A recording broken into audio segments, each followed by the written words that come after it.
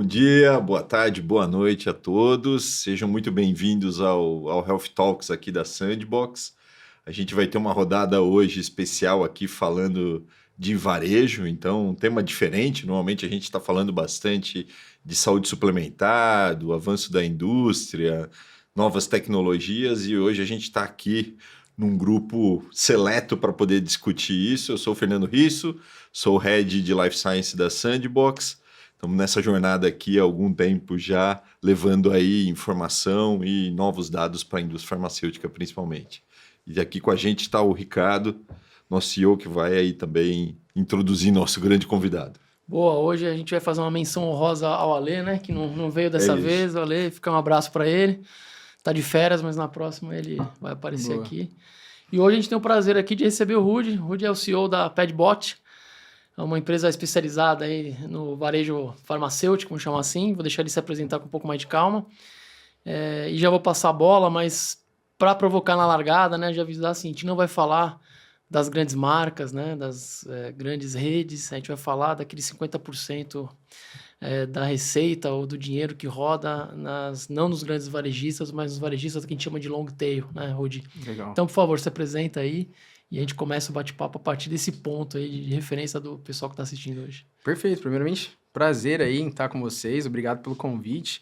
Então, vou contar brevemente um pouquinho da história da PedBot. Então, comecei a empreender com tecnologia na área da saúde, mais especificamente no mercado farmacêutico, não por ser da área, mas por um problema pessoal que eu vivia. Muito comum aí a galera começar, empreendedores, entrar nessa onda. Mas eu tive um avô que ficou 9 anos e meio de cama por conta de um AVC. E quem cuidava dele era minha mãe, ela que custeava todo o tratamento dele, então fisioterapeuta, remédio, médicos.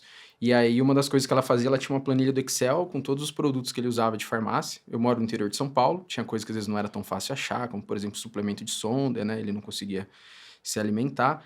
E aí todo mês ela ligava nas farmácias para ver os preços desses produtos, anotava na planilha, via qual compensava mais e falava, não, vou comprar nessa aqui. Aí teve um mês que ela estava fazendo isso. Ela tinha um comércio na nossa cidade, eu trabalhei com ela toda a minha adolescência. Eu estava lá com ela nesse comércio e ela começou a fazer, e por conta de tudo que estava acontecendo, ela começou a chorar, né? Ela estava triste com a situação que meu avô estava, minha avó também estava doente. E aí eu vi ela naquela situação e falei, pô, deve ter alguma coisa na internet mais fácil, né? A gente tá falando aí de meados de 2015, já estavam começando a aparecer, já tinha um Buscapé aí bem consolidado. Falei, deve ter um Buscapé de farmácias, né? E aí foi quando eu comecei a buscar, procurar na internet alguma maneira de conseguir facilitar esse processo que minha mãe fazia, não encontrei. Então foi quando eu decidi fundar a primeira startup que a gente fez, que foi a PedPharma. Era um marketplace de farmácias, um modelo parecido que a gente vê como se fosse um iFood de farmácia. A gente fez, lançou no mercado em 2016 para 2017, era um projeto de faculdade, eu ainda estava na graduação. E aí eu consegui escalar para todo o interior de São Paulo, a gente vendeu essa solução em 2020 para a Febrafar. Então eu já comecei lá, o meu contato muito com o varejo independente, tive a oportunidade na PedPharma treinar mais de 120 drogarias presencial lá, todas de long tail, todas as drogarias ali, Então deixa eu já fazer uma pergunta. Você de Marília, né? Sim, Marília. Marília. E lá em Marília, as grandes redes estão pouco presentes, né? Então você já começou com o mindset voltado para o independente, né? Até tem, mas a gente não tinha abertura. Tá. Então, assim, eu ia lá, batia na porta da grande rede, eu falava com o gerente da loja falava, cara, eu só cuido da loja, não tem muito o que fazer. Então, eu tive que ir no long tail. E o long tail precisava de um diferencial competitivo para competir com as grandes. Competitivo, né? Com as Exato. grandes redes. Né? Então, a gente focou mesmo no long tail e também por uma estratégia de construção de produto. Vou construir no menor para eu ter margem e flexibilidade de errar. Pô, você erra com um grande, você já se queima, né? E aí, depois eu vou evoluindo para os maiores. Então, a gente começou essa jornada lá atrás. Então, eu ia na loja vender presencial. Antes, a gente está falando pré-pandemia, né? Sim. Então, eu ia na loja vender presencial, treinava farmácia. E aí, a gente conseguiu identificar outras dores que o varejo independente tinha. E focando na dor de venda, a gente... Foi até engraçado o dia que a gente fez aí esse pivô pro PedBot, né? Que é o produto hoje. Que eu tava lá na drogaria, tava em Bauru, do lado de Marília. Numa drogaria, se não me engano, era da rede... não vou lembrar o nome da rede, mas enfim. E eu tava lá conversando com o dono e de repente começou o WhatsApp dele tocar ali o tempo todo, aquele barulho do WhatsApp que a gente conhece do WhatsApp Web. E aí ele, vem alguém atender aqui. Aí ele falou, nossa, cara, esse WhatsApp cai bastante cliente, mas me dá uma dor de cabeça porque eu não sei quem que tá atendendo, os clientes reclamam. Eu falei, cara, a gente tinha no PedPharma uma API do WhatsApp para carrinho abandonado. Falei, vou tentar fazer alguma coisa para te ajudar. A gente pegou ali um template de front-end, conectou essa API e entregou ali uma feature para ele. Ele conseguia abrir em vários computadores, ele conseguia fazer pós-venda com esses clientes. Ele gostou, ele indicou para um outro amigo, a gente começou a vender para outras pessoas. Aí na hora que a gente viu, o Padbot já estava começando assim numa crescente. No boca a boca. No boca a boca, sem divulgação, sem nada. E aí foi quando a gente fechou a parceria com a Febrafar. Veio pandemia, a gente fechou a parceria com eles, a gente vendeu o Pad Pharma para eles, que virou o E-Delivery, hoje é o aplicativo white label que eles fornecem. A origem veio daí. Veio daí. O E-Delivery deles era o nosso código do Pad Pharma. E aí a gente fechou uma parceria para além deles entregarem o e-commerce, que é o E-Delivery, que era o Pad Pharma, para as lojas, eles entregaram uma ferramenta de WhatsApp também. E aí foi que veio o Padbot. Então a gente começou a aprofundar ainda mais. Então, minha jornada até o ano passado foi praticamente a gente trabalhando só com long tail, muito com redes de federações, associações, licenciamento de marca e afins.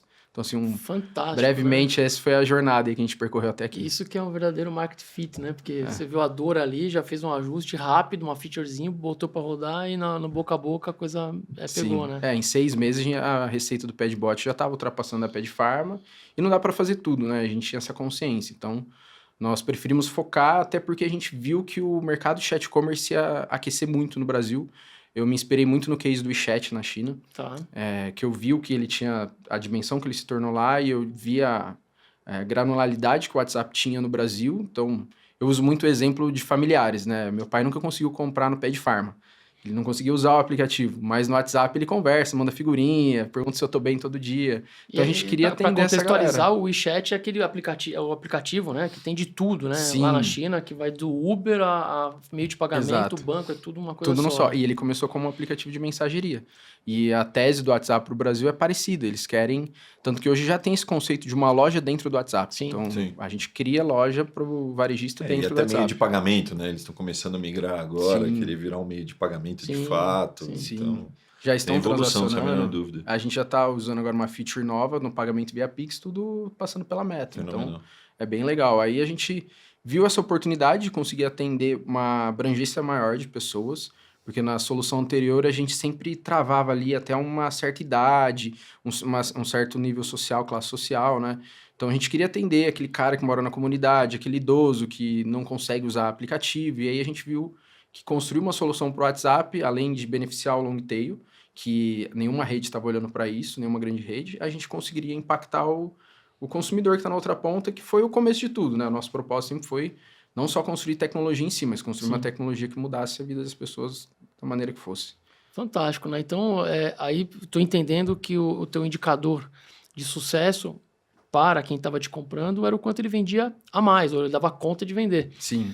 Então, e em algum momento vocês conseguiram tocar, porque eu estou entendendo que um varejo ele tem 2 grandes temas relacionados à rentabilidade, né? Uma administração de estoque e a outra é vender, né? Então, você está aqui na ponta da venda e em algum momento a dor do estoque ou da gestão de uma compra mais adequada bateu na porta também, ou não deu tempo, ou está no wishlist de vontade de desenvolver, como é que tá isso? Tá no backlog, né? Tá no backlog. Bateu. É engraçado, essa história é bem legal, porque hoje a gente está lançando a Maria, que é uma inteligência artificial que faz a venda sozinha no WhatsApp. Boa. Você manda lá uma receita, um áudio, ela entende, faz todo o fluxo. Mas a Maria original, que foi a primeira Maria que a gente concebeu, na época de Pad Pharma ainda, ela era uma Maria de predição de demanda.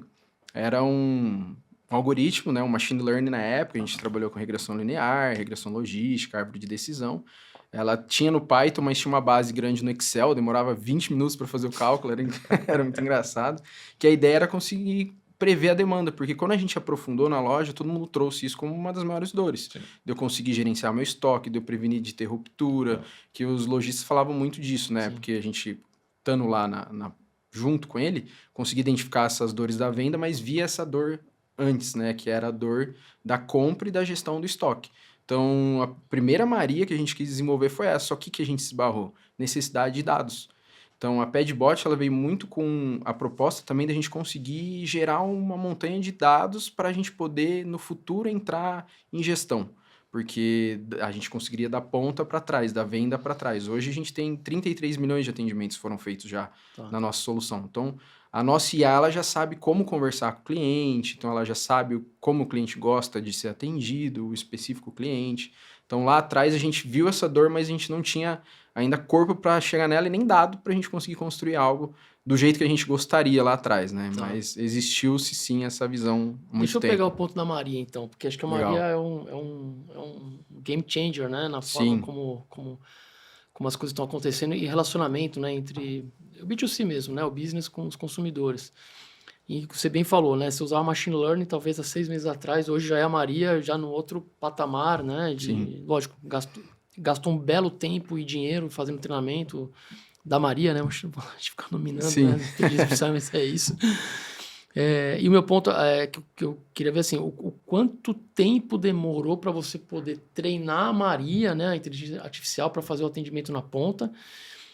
E como é que ela, de alguma maneira, faz as sugestões de compra com base em quais perfis? Como é que funciona essa dinâmica? Porque não é mágica, Legal. né? Tem a Maria, ela identifica, na verdade, por ser uma inteligência artificial, ela identifica perfis específicos de acesso, de consumo, etc. Sim. Conta um pouquinho pra gente, um pouquinho que tá, não o backstage inteiro, mas pelo menos o que tá atrás da cortina, em cima do palco ainda, até para dar um pouquinho de cor aí para quem tá escutando a gente. A gente começou a treinar ela para conseguir fazer o fluxo da venda. A gente está nesse objetivo principal ainda. Nós temos algo, porque assim, a gente fala nomeando a IA, vamos tirar o nome dela. A gente tem uma IA que a gente chama que é a Maria de Vendas, que é para ela fazer o fluxo de vendas. Então, são alguns algoritmos, né? Que a gente tem um orquestrador por trás, a gente usa o LangChain para conseguir combinar eles para ela poder fazer cada parte do fluxo. Então, tem um que é melhor para ler a receita, tem um que é melhor para tal coisa. Sim. E a gente está nesse estágio, a gente tem uma visão de começar a fazer aumento de cesta, de indicação de produto por perfil de cliente, a gente já conseguiu fazer isso, mas a gente não quis aprofundar tanto pelo seguinte principal motivo, ela não alucinar no ciclo de venda. Porque a gente entendeu, se a gente fizer o ciclo de venda já pensando em fazer isso de uma maneira maior e não só fazer a venda do melhor jeito possível, talvez a gente vai dar um passo maior que a perna. Então a gente quebrou em agentes. A gente tem hoje 4 agentes. A gente tem a Maria de Vendas, que é para fazer o fluxo da venda. Desde o recebimento ali da receita, do produto que a pessoa quer, até a finalização do pedido. Mas ela não faz sugestão, eu tô com dor de cabeça. Não, isso aí ela não pode fazer. Ela direciona para um profissional adequado para fazer isso. Aí a gente tem a Maria Copiloto, que ela está sendo feita para ela aprender com o atendente. Que aí, ao invés dela mandar já a resposta para o cliente, ela deixa plotado na tela e o atendente pode editar. E aí, toda vez que ele edita e manda, ela aprende. Então, por exemplo, às vezes ela deixou lá uma resposta na tela, o atendente viu que não está tão boa, ele edita e manda. Então, esses são quando a gente fala de varejo. E a gente teve também os agentes que a gente fez para a indústria junto com a funcional, que foi o de PBM e de PSP. Para fazer o cadastro no PBM, né, para conseguir aplicar o desconto e para conseguir fazer o cadastro no início de tratamento do PSP. Então a gente começou a quebrar nesses agentes. Agora o que está vindo é a Maria Analítica, que aí ela começar a fazer essas análises para começar a fazer sugestões mais inteligentes. Então perfilar o perfil de cliente, por exemplo, vamos jogar assim, do jeito mais simples para o pessoal que está em casa entender.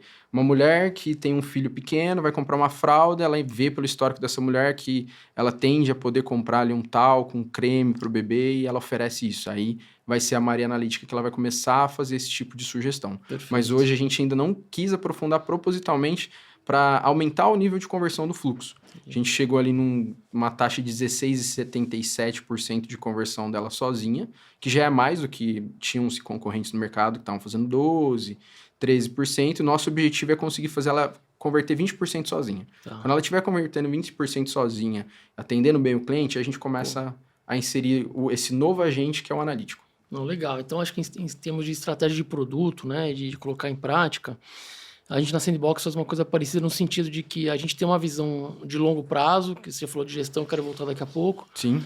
Mas a gente também fez a mesma coisa. A gente acabou quebrando, na verdade, em dores que nós tínhamos internas e externas, aplicando essas soluções, né, como se fossem patches, né, de soluções. Legal. Que é para onde eu acredito que todo mundo tem que ir, porque fala-se ai, como se fosse, né, uma única solução, mas na verdade são várias soluções, cada um com uma profundidade. É igual você usar hoje AI para uso pessoal. Putz, você vai usar imagem, você vai usar hoje o Grok, que é a mais rápida que tem e uma das melhores. Você vai usar para texto, talvez seja o Manu, a chinesa ou o ChatGPT.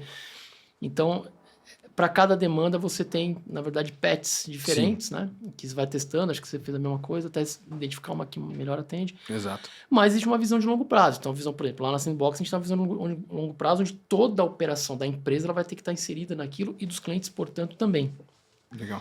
E quando você fala para mim que a visão, né, da Padbot é entrar na gestão do long tail, né, do varejista ali, que está na mão, porque ele...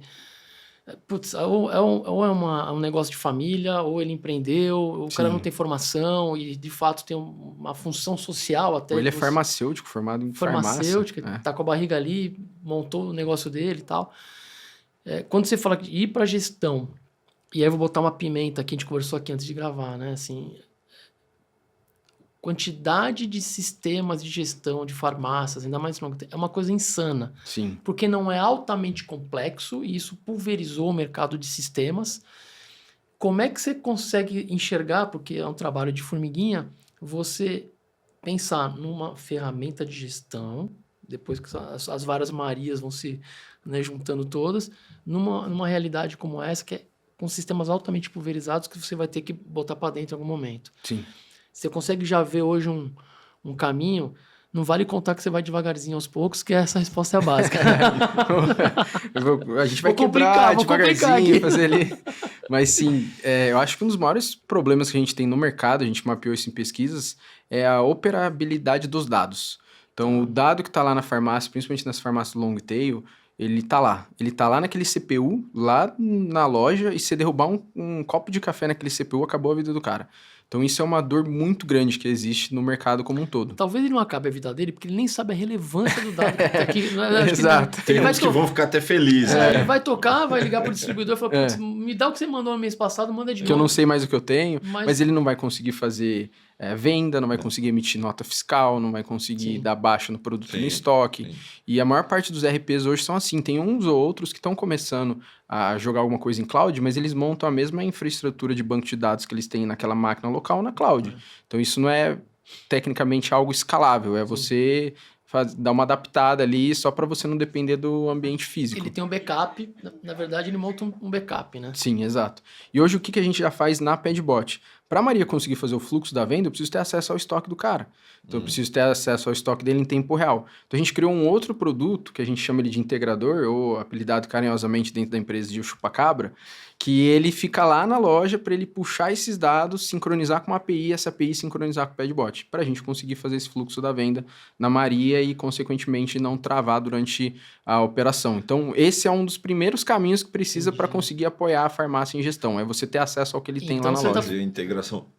A integração entre a Maria e o chupa-cabra aqui vão virar a tua informação, inclusive, de ruptura, de falta de produto, que pode ser produto A, B ou C, né? Curva de venda. Sim. Então, quer dizer, aí já tem alguns sinais já do que poderia ser um módulo de como podemos de gestão. usar. Exato. O ponto principal é ter acesso aos dados da loja. E aí eu começo a gerar coisas em cima disso. Porque até é uma dor muito grande para o lojista trocar de RP por conta disso. Eu já conversei com lojistas que eles falam, pô, cara, o meu RP tá muito ruim, mas para eu trocar é 2, 3 meses e minha loja para e eu perco venda, meu faturamento cai, porque essa troca ela é muito manual, muito mecânica, porque os dados são todos ali em loco na loja, ele tem que criar cadastros, é aquela telinha lá Windows 98, que você tem um monte de tecla de atalho, aí você tem que fazer um onboarding com a equipe de meses. Então, o primeiro ponto é conseguir tratar e ter acesso a esses dados de uma maneira rápida e escalável para poder depois começar a criar inteligência. Você está dando bypass no RP, né? Você tá dando, no fundo, você está dando bypass no sistema, pegando direto os dados e tratando o dado dentro do teu ambiente.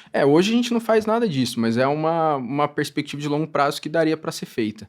Um ponto que a gente também tem muito forte na PED, para quando e se a gente vai entrar em gestão e como vai entrar, a gente nunca quer ser um pato. Eu sempre uso essa frase meio chucra, que se eu tentar fazer um RP amanhã, eu não vou conseguir fazer nem um RP direito, nem um Padbot direito. Ou seja, o pato ele não consegue voar direito, não consegue nadar direito, não consegue, ele faz tudo um pouquinho.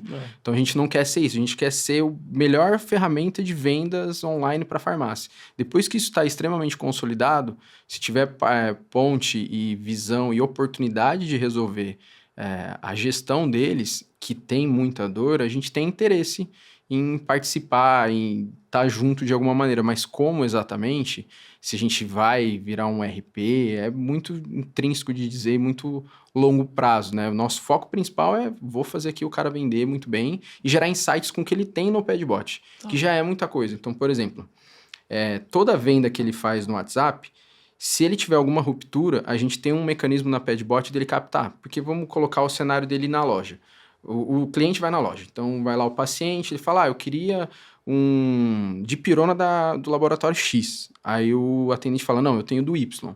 Aí ele fala, não, esse aqui eu não quero, por exemplo. Então ele vai embora. Esse dado ele não é salvo de nenhum jeito, porque foi uma conversa boca a boca ali. No WhatsApp eu tenho isso salvo. Então eu consigo mostrar para ele, tem X clientes seus que estão pedindo esses produtos e você não tem. É uma oportunidade de você conseguir trabalhar aí, de comprar e ter isso no seu estoque. Então a gente já consegue apoiar ele em coisas só aqui trabalhando dentro da estrutura do WhatsApp, da venda que ele tem ali online, que já é uma maneira de começar a ajudar nessa gestão. Porque hoje quando a gente olha para o varejo long tail, então falando totalmente dessa fatia, os únicos que estão conseguindo crescer e perdurar são aqueles que normalmente estão afiliados a alguma federação. Então, assim, eu acho excelentíssimo o trabalho que a Febrafar faz. Sou fã do Edson, todo o pessoal lá, Ney, que é o diretor de tecnologia, sempre foi um mentor, abriu as portas pra gente, porque eles apoiam esse pequeno com essa inteligência. Então, eles entregam ferramentas. A Febrafar, hoje, para mim, é uma empresa de tecnologia. Eles têm lá 12, 13, 14 ferramentas tecnológicas que eles entregam para esses lojistas long tail, e se você vê que eles crescem mais do que o mercado em si comum.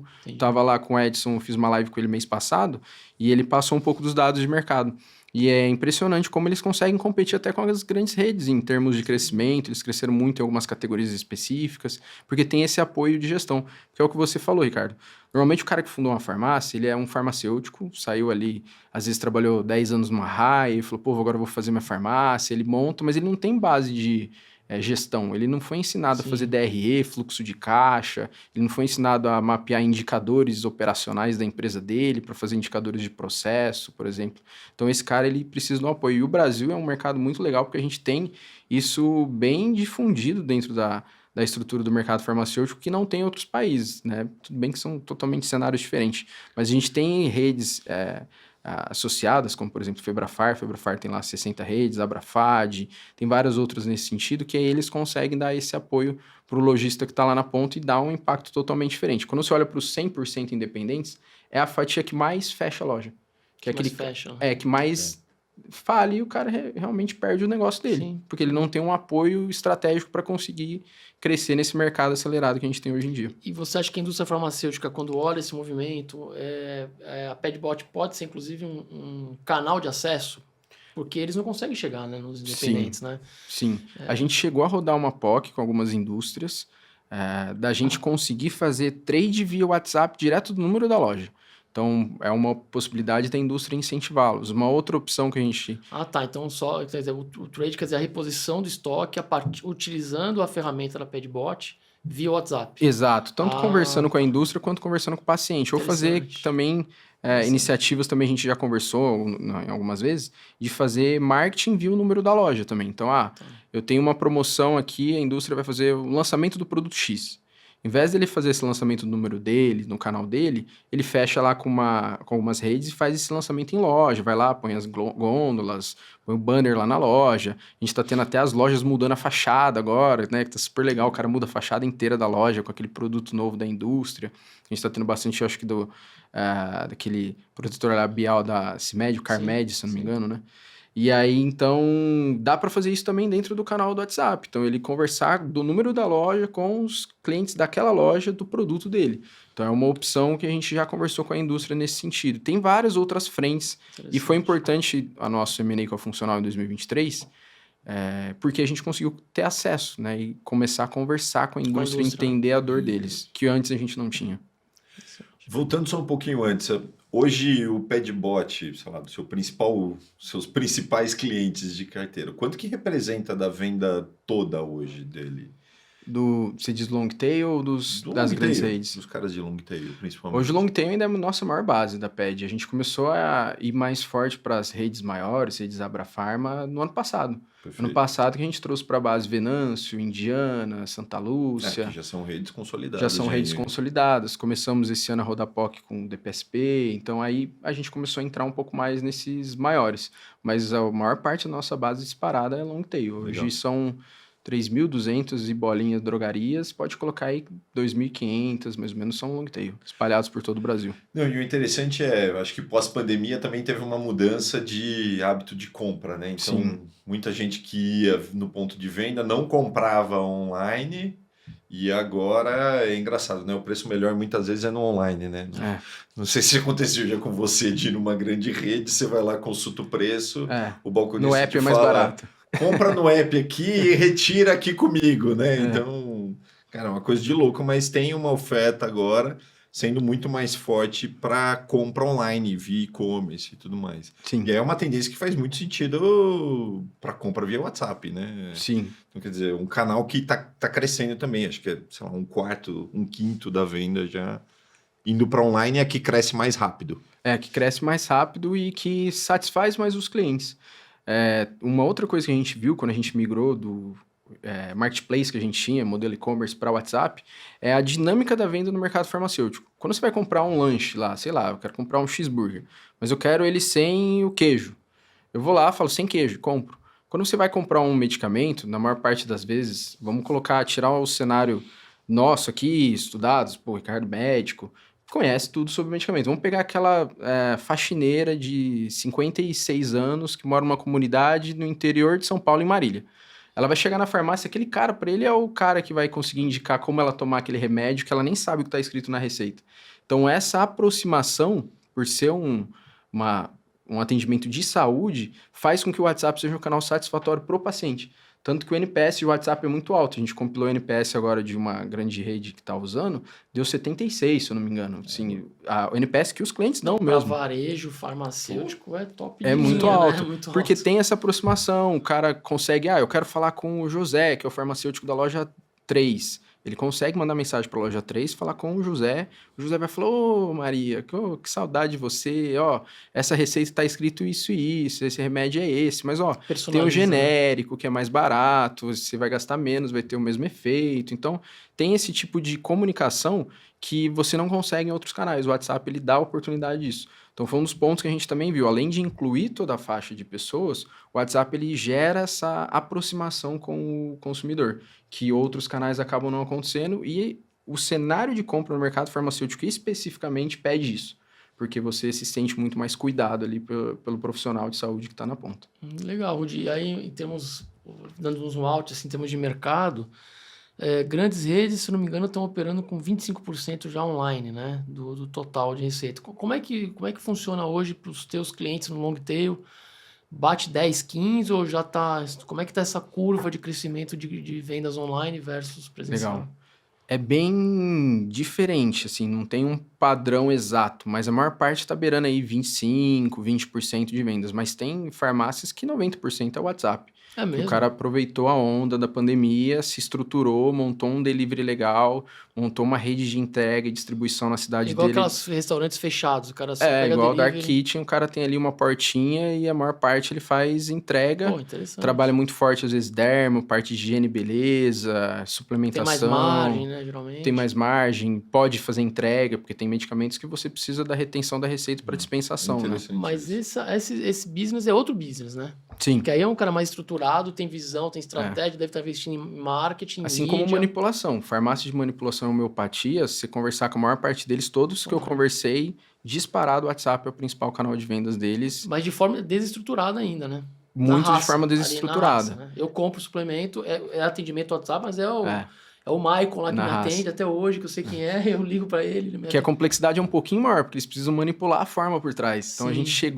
gente tá vendo, conversando de como a gente pode atender mais a fundo. A gente já tem várias farmácias de manipulação que usam, mas para fazer uma Maria para eles é muito mais complexo, porque por trás tem que fazer a manipulação, pegar aqui quantas gramas disso, para fazer lá a cápsula e poder entregar a pessoa, e também muito mais rigoroso em relação à regulamentação, né? Porque ela está construindo o remédio ali dentro de casa. Então, você precisa ter uma regulamentação e uma política de dispensação mais rígida. E aí foi uma coisa que a gente fez na PED. O PEDBot ele é adaptado para isso. É uma coisa que a gente prega muito.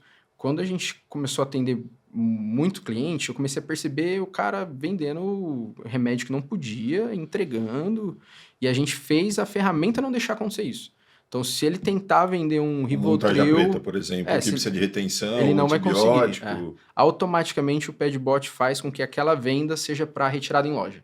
Então, a Maria segue o mesmo esquema, né? Na verdade... Deixa eu entender esse ponto, que acho que é bem interessante. Por acaso, eu estava com meu filho discutindo, tá polêmica agora sobre... rede social, com criança e tudo mais. A adultização, né? A adultização e tal. Eu tava discutindo com ele hoje de manhã e falei, mas a culpa é de quem é, né? É da plataforma que tem que fazer essa gestão? Não, é da polícia que tem que olhar, enfim. Quando você está no middleman, né? Você está sendo ali intermediando essa operação no ambiente digital. Talvez a resposta seja tão clara, mas qual o teu senso de responsabilidade? Você já está respondendo, tá? Mas eu estou provocando a discussão. Qual o teu senso de responsabilidade nesse ponto? Porque a política é do varejista, né? Mas você está dizendo, não, se for fazer comigo, tem que ser do meu jeito e não tem nada de errado nisso, né? Sim. Como é que é essa relação? Ou obrigado por você já botar a política em prática, eu não tenho que me preocupar com isso. Como é que é essa...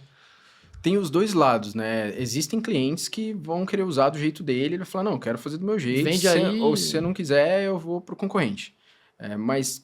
Se a gente voltar lá atrás, no pitch que eu trouxe para vocês do porquê eu comecei a empreender, a proposta sempre foi melhorar a vida das pessoas. Então, gerar saúde para as pessoas, entregar tecnologia que vai... O why, né? O teu why tá Exato. Claro. Então, ele é muito forte dentro da PED. Então, quando a gente quis fazer a regulamentação, foi para a gente prevenir de ter algum tipo de problema, que a gente se sinta culpado, mesmo não sendo culpado. De prevenir com que o lojista, às vezes, tenha um problema que ele vai... ficar triste ou ter problema com a Anvisa ou ter algum tipo de impacto na empresa dele e a gente podia prevenir. Desde coisas simples, por exemplo. Eu fiz questão, lá na época de PED Pharma, eu li a maior parte das RDCs da Anvisa. A RDC 44 de 2009, se não me engano, o inciso 1º ou 2º, ele especifica como funciona a política de dispensação de medicamentos à distância. Por fax, telefone, WhatsApp, qualquer canal. E ele fala que a farmácia, assim como na loja física, ela tem que ter as informações dela dispostas para o paciente. Isso eu vou mostrar um exemplo de uma função simples que a gente fez. Por exemplo, quando você vai lá na loja física, você olha na parede, vai ter um quadrinho lá com o CRF do farmacêutico responsável. Todo mundo, o turno que cada um fica, tem que ter. Também tem que ter nos canais digitais. Tanto você vê no rodapé do e-commerce, você vai ver. Olha todos os e-commerce, você vai ver no rodapé, vai estar lá. Farmacêutico responsável. Como operadora tem que ter o número do responsável. Exato, lá. Tá? O Registro Nacional da Anvisa, municipal, alvará. E aí, isso precisa ter no WhatsApp também. O que a gente faz? Tem uma função lá no PEDBot que é informações da loja. Ele preenche todas essas informações e a gente cria um site, pluga dentro do perfil dele do WhatsApp e deixa, caso você queira saber as informações da loja que você está comprando, clique aqui. Isso é uma coisa simples que a gente regulamenta. E por que a gente quis fazer isso? Para chegar no ponto também, não só por essa questão de valor, que é o ponto 1, mas o ponto 2, para a gente virar um BSP da Meta, que é um Business Solution Provider, focado em farmácias e drogarias. Para a gente conseguir a aprovação da Meta, para a gente vender a integração oficial para farmácias e drogarias em escala, a gente sentiu que era necessário adaptar todas as RDCs da Anvisa e as políticas da Meta. Hoje vocês estão classificados com... Sim. Hoje, se você entrar lá no site do Facebook Business Partners e pesquisar PEDBot, vai aparecer a gente lá. E a gente fez o apply e entrou como um parceiro focado em health, com foco total em farmácias, drogarias e indústria. E a gente foi aprovado, o WhatsApp usa a nossa ferramenta, fala, não, muda isso aqui, faz isso aqui. E a gente foi aprovado porque a gente fez essas regulamentações. E aí, isso foi toda a construção de escadinha para a gente chegar hoje. Hoje, quando eu sento com uma grande rede, eu mostro tudo isso pro cara, ele pensa, pô, eu tenho aqui 500 lojas, 1000 lojas, 100 lojas. E eu não vou ter controle que o João, farmacêutico da loja 55, tá fazendo. Para ele, isso é muito impactante. Porque a gente fala, não, o João não vai vender um Rivotril sem... Se passar aqui, eu dou um... Se Por passar aqui aqui, a gente resolve. né? Então, a gente consegue ter esse impacto para todo mundo, é positivo. Para o paciente que está na ponta, para o cara que está trabalhando lá no dia a dia, para o dono da loja, para o dono da rede, quando a gente fala de grandes redes, e também para a gente, porque a gente... Né? E o paciente também, né? E o paciente. E a gente se adequou e conseguiu virar uma empresa parceira da Meta que tem todas essas regulamentações, que se adaptou às regulamentações da Meta e da Anvisa. Então, dentro da PEDBot, o lojista sabe que ele não vai ter problema na hora de usar o WhatsApp para fazer as vendas. Interessante. E em algum momento, já que passa tudo aí, A Padbot pode ser um grupo de compra, eventualmente? Como é que você, se é muito aberta a pergunta, não puder responder, tudo bem? Isso já rolou brainstorms, mas nunca aprofundamos muito nesse sentido. A Tá. gente nunca se viu muito nesse papel, mas a gente se vê muito parceiro de quem faz esse papel. Isso é uma coisa que a gente preza muito na PED, ter parceiros. Então, eu sempre levei como um lema dentro da empresa que sozinho você pode crescer, com pessoas boas e parceiros fortes você vai muito mais longe. E a gente só existiu porque a gente teve parceiros muito importantes ao longo de toda a nossa jornada. Desde lá em 2016, a faculdade apoiando a gente. 2018, se não me engano, foi a Rede Total, foi uma das primeiras redes que apoiou o Ped Pharma. 2020, a Febrafar, Farmarcas apoiando nossos 2 produtos. 2023, a Funcional entrando como um sócio, comprando a nossa empresa, a gente fazendo um M&A e conseguindo expandir tanto para grandes redes quanto para a indústria. Então, a gente vê que temos parceiros bons tanto nisso quanto RPs que podem suprir, a gente às vezes não precisa. Legal. Mas se existir oportunidade que a gente vê que pode impactar o paciente que está lá na ponta e o lojista, principalmente o long tail, que é um dos nossos principais propósitos, é algo que a gente sempre vai olhar com bastante carinho. Legal. E em termos de competição, né, olhando o mercado, me parece que é um mercado que um player meio que vai dominar a coisa toda, né? Me parece que é um daqueles jogos que dificilmente você vai ter... Rouba monte? Na verdade, nem tem monte para roubar ainda, eles estão montando os montes, né? Verdade. Acho que é uma tecnologia que está sendo implantada aos poucos. Sim. E quando eu vejo muitas pequenas ou várias coisas caseiras e pequenas, mas poucos tão estruturados quanto o que você está descrevendo aqui. Sim. Então, minha pergunta inicial, tem outra depois, mas... É um game em termos de business onde uma ferramenta provavelmente vai dominar o mercado inteiro, eventualmente a barreira de entrada ela nem é tão grande, pode aparecer um player a qualquer momento. É difícil dizer que vai ter um grande dominante nesse mercado, porque já existem empresas consolidadas que são generalistas. Então, tem empresa que tem a minha idade já de plataforma de atendimento. Tem plataformas de atendimentos via saque, telefone, que hoje faz o WhatsApp, que tem 30 anos, 28 anos de vida. Em varejo?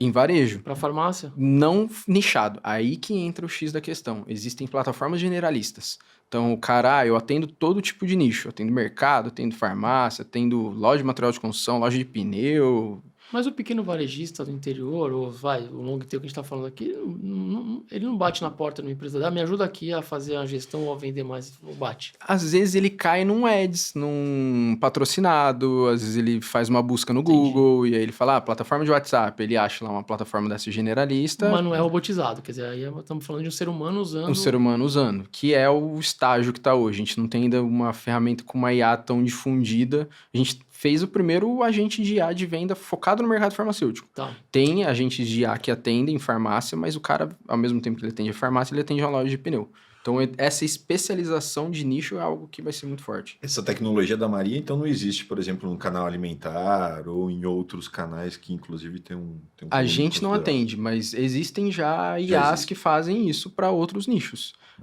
E também tem IAs que fazem isso de forma generalista, que ele atende qualquer tipo de canal que você quiser plugar, você pluga lá e ele roda.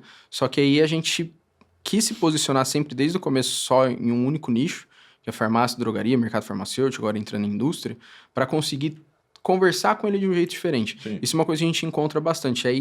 Aí tá um divisor muito grande, que eu acho muito difícil ter um super dominante que vai pegar o mercado inteiro, mas vai ter um que vai conseguir atender melhor quem quer se profissionalizar do jeito certo.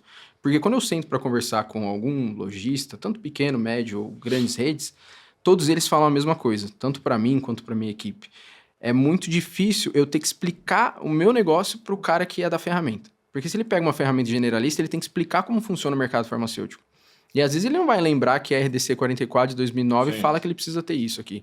Aí que a gente entra entregando não só a ferramenta, mas a inteligência de como atuar naquele nicho específico. Entendi. Então isso é uma coisa que vai ser um diferencial bem grande, a gente já está vendo isso. A gente teve grandes redes que migraram de plataformas que estavam para a nossa, e muitos deles falam, na primeira reunião a gente já fez tudo.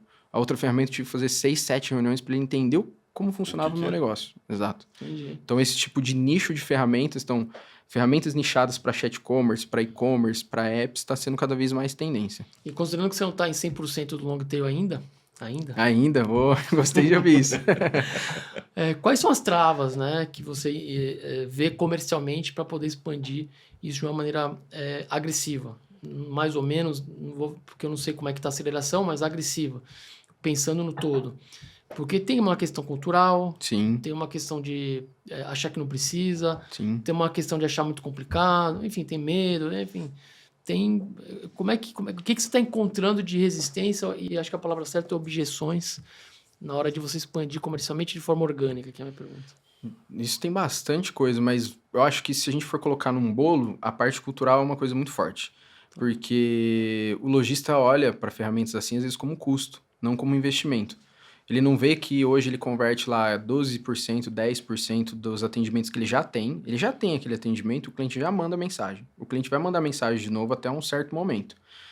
Mas ele pode converter mais. E isso aumenta a receita dele sem ele gastar dinheiro com um anúncio para atrair cliente. Então eu vou fazer um merchan que levanta a bola para você bater. Mas aí tá fácil mostrar que tem ROI, né? Sim, e a gente tem uma calculadora de ROI hoje, que ele fala pra gente quantos atendimentos ele tem e a conversão, e a gente consegue predizer em um ano onde ele vai chegar. Normalmente a gente aumenta de 40% a 400%. A média está 70% de aumento de conversão. Custa, assim, é muito caro para ele fazer o setup, quer dizer, implantar a Maria? Não. Vale a pena o risco? Ou você eventualmente faz uma POC e se virar... não virou os 40%, você despluga, vai embora. Isso eu tô falando só de padbot, sem Maria. Isso aí é só o padbot com atendente humano fazendo. Entendi. Não tô considerando a Maria aqui, tô falando unicamente... Só ele, por exemplo... Então você não tem objeção, porque isso aí, para passar essa objeção... Mas aí existem aquelas objeções, a gente define nossas personas na PED, a gente tem 4. Né? A gente tem o dono distante. Esse cara, ele tem muitas objeções. A objeção dele pode ser até assim: mas eu vou implantar isso, eu não vou conseguir controlar. Eu não vou conseguir olhar essas métricas que você tá me falando aí de tempo de atendimento e cobrar meu time. Mas você treina aí meu time, porque eu não tenho tempo para treinar o cara aqui. Então, às vezes, a cultura, como gestor, do cara que tá ali na frente da operação, ele se coloca de um jeito como se ele não conseguisse implantar algo porque ele tá num cenário muito adverso, qualquer que seja, ou então, normalmente, ele contrata, aí esse é engraçado, ele contrata, ele acha que aquilo vai resolver a vida dele. Ele acha que assim, eu vou contratar o padbot, tô excluindo a Maria. Eu vou dar aqui na mão do meu atendente, acabou o meu problema. Ele não entende que uma ferramenta ela precisa ser implantada, ela vira parte do processo operacional da empresa, ela precisa ter um controle de qualidade, ela precisa ter uma revisão semanal, mensal, quinzenal. É o dono distante, né?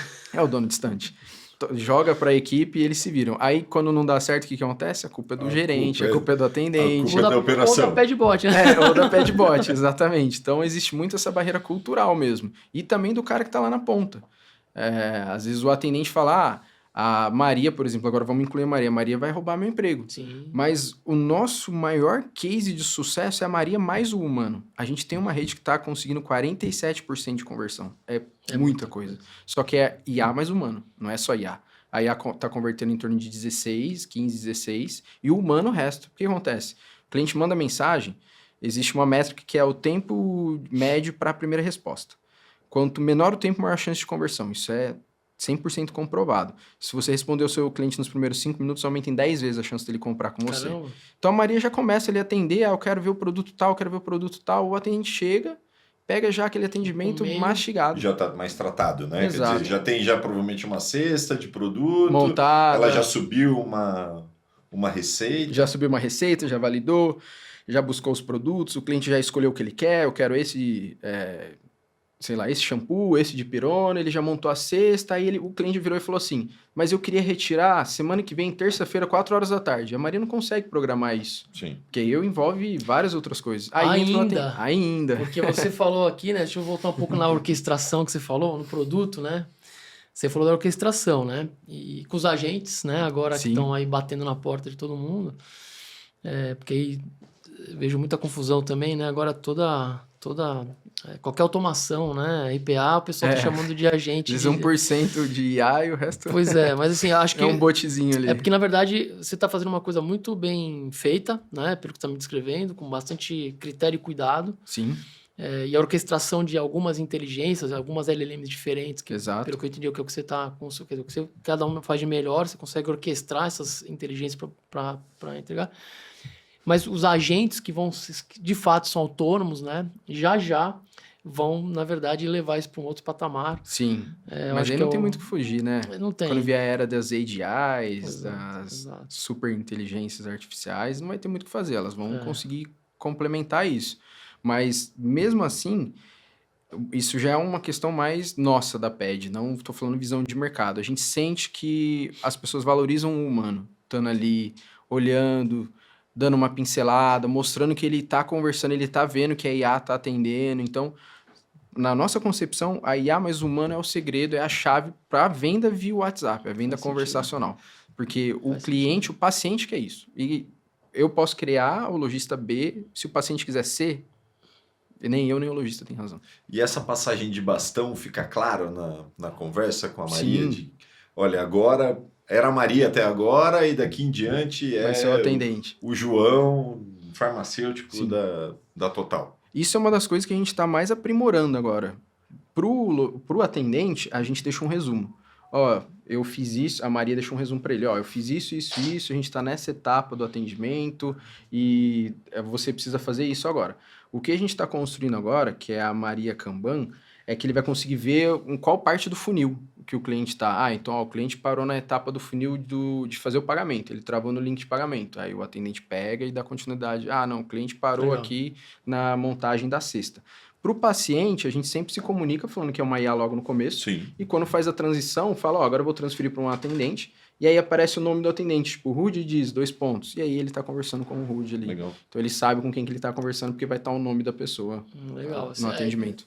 Eu vou te falar que outro dia eu estava no atendimento de um botzinho lá.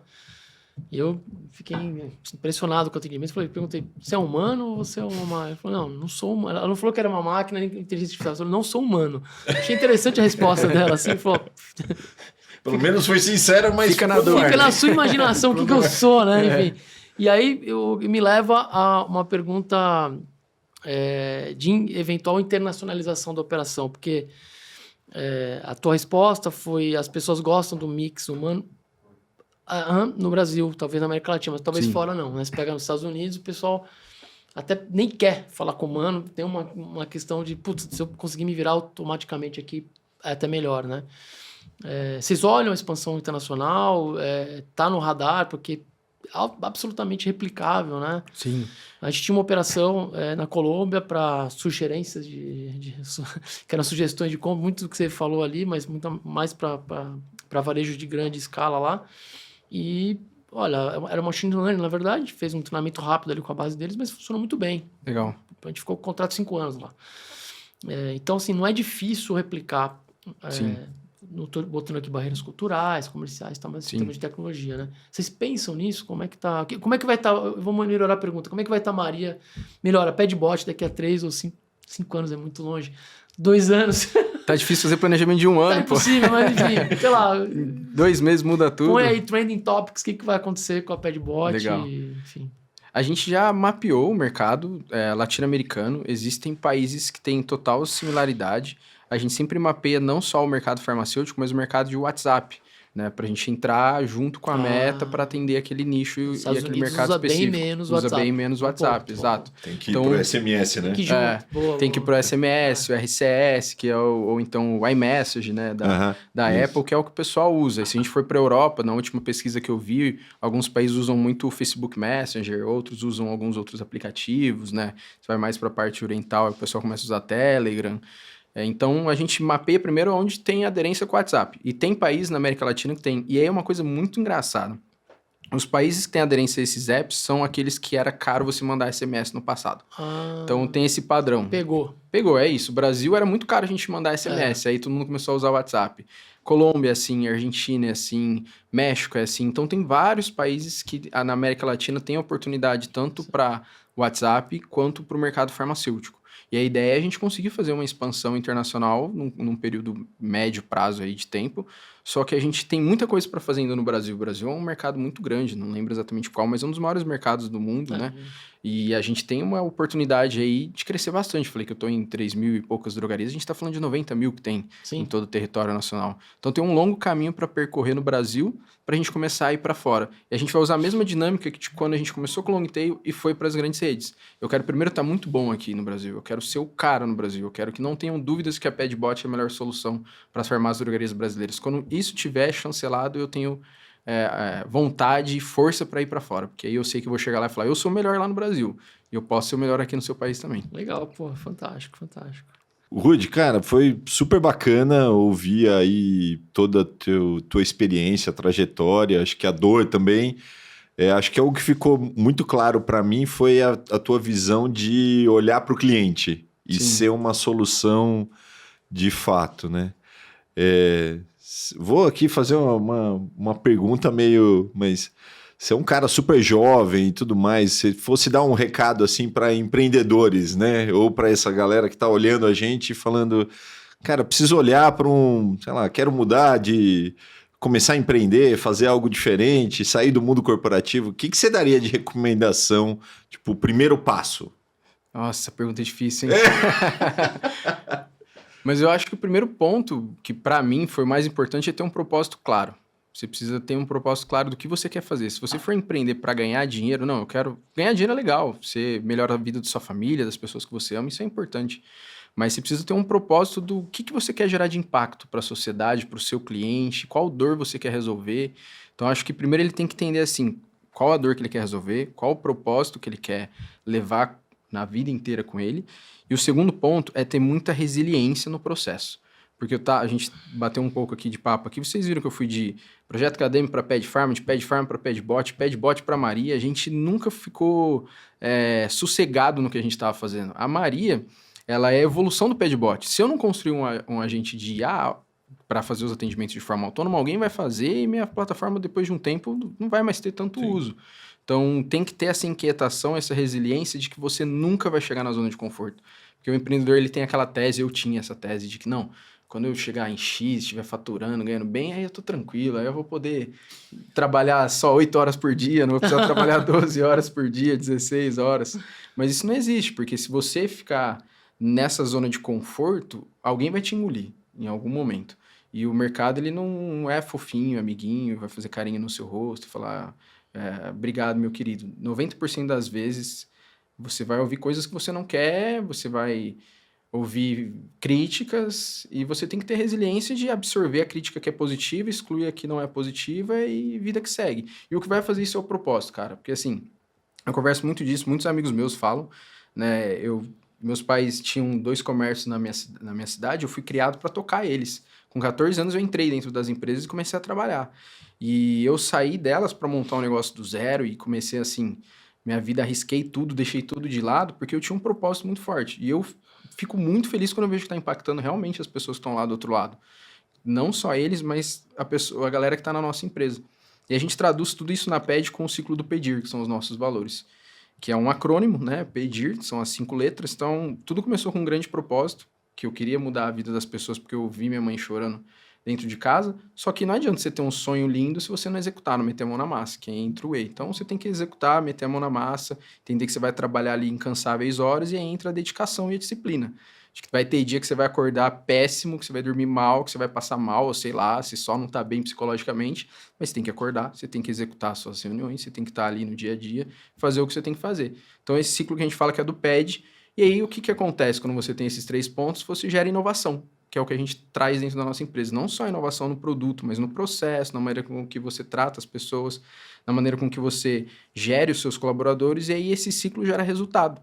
O resultado, ele alimenta o propósito.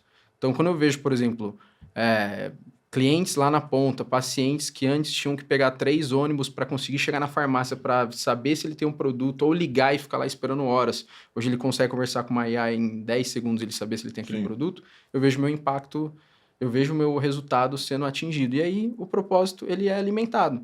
Então você começa a ter um ciclo, para mim foi assim, eu comecei a ter um ciclo de que eu sempre via o resultado, ele me deixava mais engajado. Via o resultado, ele me deixava mais engajado. Mas nada disso aconteceria se não tivesse disciplina e resiliência, porque vai apanhar bastante durante todo esse processo aí. Excelente. Vamos acabar com o pedir, né? Mas eu vou, assim, tá muito claro para mim a tua cultura, né? A cultura que sempre, porque você pegou essa questão do propósito durante a nossa conversa aqui o tempo inteiro, né? Sim. Então, assim, deve ser uma coisa bem interessante de pegar o carro para Marília, lá visitar vocês. Ia ser um prazer recebê-los lá no All Hands, nossa. O All Hands, né? E sentir na pele ali a cultura de vocês, porque tá claro cada vez mais, a gente já tinha se falado algumas vezes por vídeo, mas de maneira muito rasa, que acho que a cultura de vocês, do propósito, ela realmente faz a diferença, né? Então, tanto é que vocês mudaram de lugar, mudaram de negócio, mudou de produto e o propósito ele continua ali, né? É o mesmo. No filme. Então, parabéns pela jornada, porque acho que podia botar o R no final de pedir, de resiliência, porque, como você falou, ele é relevante pra caramba, né? Legal.